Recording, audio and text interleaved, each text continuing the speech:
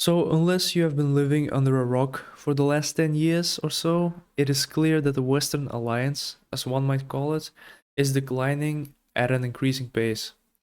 So, whether that is the endless money printing and the devaluation of the dollar in the United States, or the senseless deindustrialization and environmentalist possession in Germany, it is clearly visible that what once was a cradle of innovation, the industrial and the post-industrial revolution, is now in its dying stage. So here in this video, in the first part and the second part, we're gonna look at why this is happening, and it is less based on detailed numerical data and actually more focused on the bigger observable picture. So it is primarily based on my intense observations of the changes in the world over the last 9 to 10 years or so. So if we look at, let's say, the last 80 years, since the end of the Second World War, the US has been the dominant empire, and the rest of the Western world, it's basically its vassal states. So this has worked very well, relatively speaking. And even before that, before the US became the major or the main hegemon, the British Empire was the global power. And one can argue that that power construct from the British Empire has been transferred to the US, as both were kind of rooted in the same culture, and the US is basically a continuation of the British Empire of sorts. But now the US has diluted its homogeneity. With that, I mean its culture and its ideals. How did it do that? Well, by exporting those traits to the rest of the world, while also at the same time importing the world's diversity to itself. And ironically, many politicians and elites are constantly pushing this narrative that, or repeating that the cultural diversity is our strength. This is obviously not true by the very principle of nature, and I mean, even physics, if you look at the first principles. In fact, it's actually the exact opposite.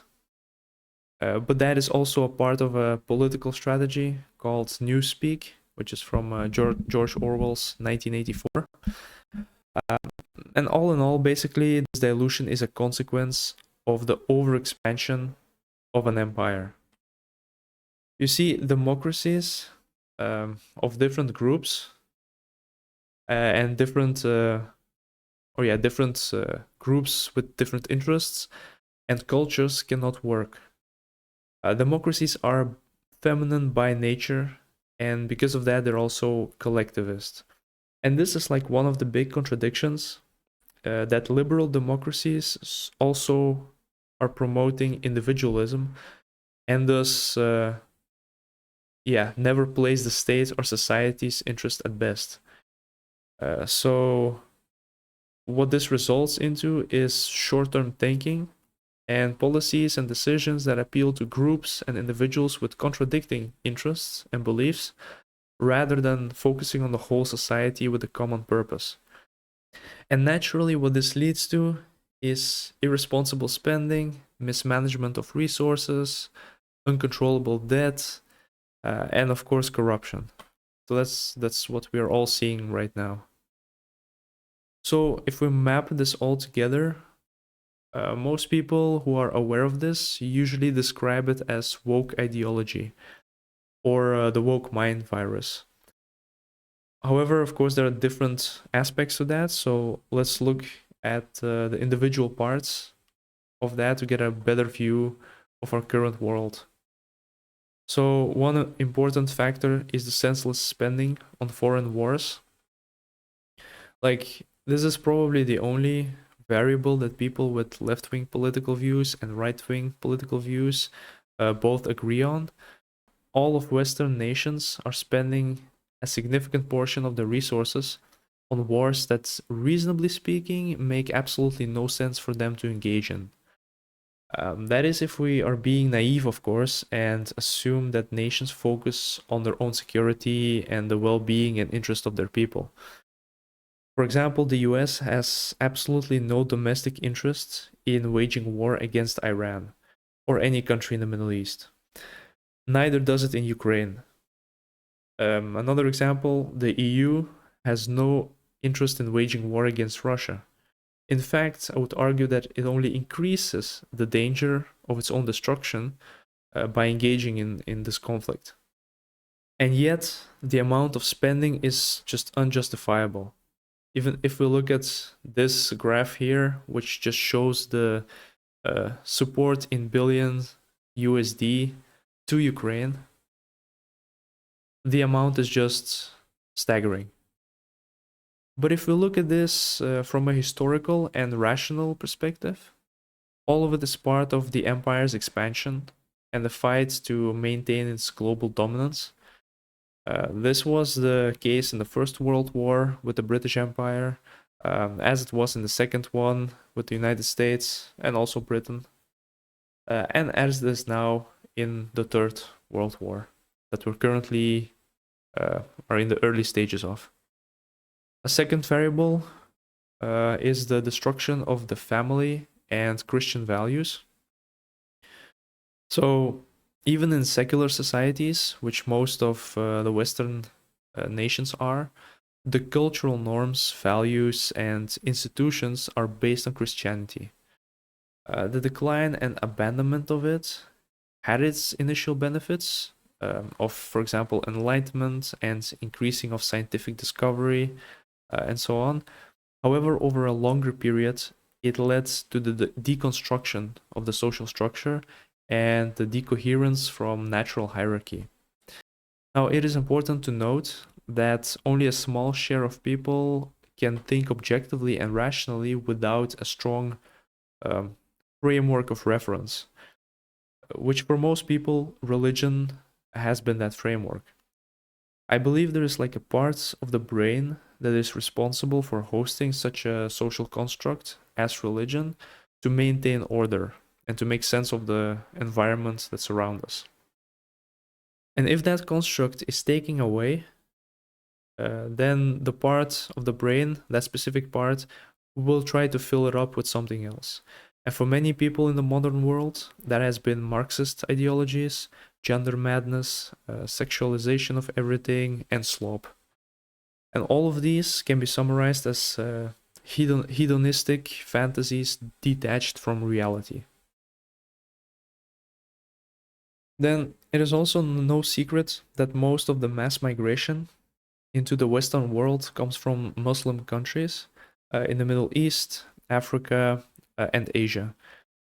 So Islam is by definition contradictory to the liberal, individualist, and feminist ideologies that the Western nations are now embracing.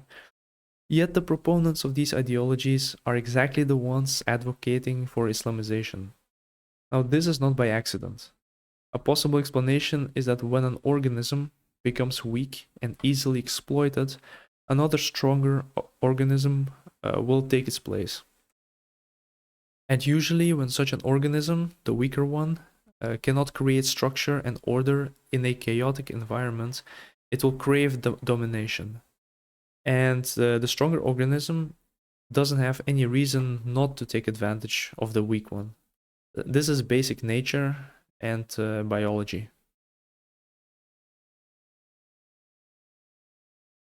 The fourth important variable is the obsessive zero carbon and climate change ideology. This one is probably the largest reason for deindustrialization and the degradation of the economy, particularly in Europe. The most famous example, of course, is Germany, but it's definitely not the only one. If you look at Germany, I mean, that country has now completely phased out its nuclear power plants and cut its reliance on Russian gas. And now it struggles with energy costs and even availability during peak demand. So, yeah, even during winter, for example. It has overregulated its industries to the point that its long-standing national pride, which is the automotive industry, is now cutting tens of thousands of jobs and already has cut a few 100,000 of jobs, and is relocating to China. And it has gotten so bad that now even filling your own private pools is illegal in many cities. In Germany, with fines carrying up to 50,000 euros. So this is, of course, a severe or most visible example of the complete madness of this ideology. But it's definitely not the only one. Many Western nations suffer from this nonsensical approach to sustainability.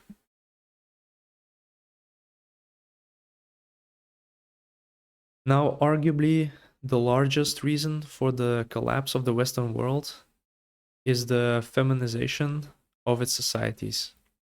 This is also one of the main reasons why all of this is like clearly socially engineered and not just a natural phenomenon. Primarily because the feminine nature is submissive and consensus based. It is therefore much easier to control those populations or those societies, and they are also more susceptible to propaganda. Women and feminized men do not ask, is this true? But they ask, will others accept me thinking this is true? So, this is a basic evolutionary adaptation to ensure survival, but now, of course, it is being exploited. And aside from that, there is a clear war against masculinity, and often it is disguised as equality. Now, this notion of equality is also false because women have more rights and certainly more privileges than men in Western societies. What all of this means is that modern institutions cannot operate on logic and reasoning and objective fact, but instead they must adhere to what is acceptable. Now, this is arguably another reason why these changes are attributable to intentional design and not just a natural phenomenon.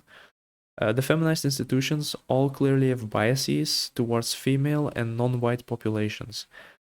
Preferential treatment is visible for everyone except white males, especially white straight males, precisely the demographic that has built the Western world in the first place.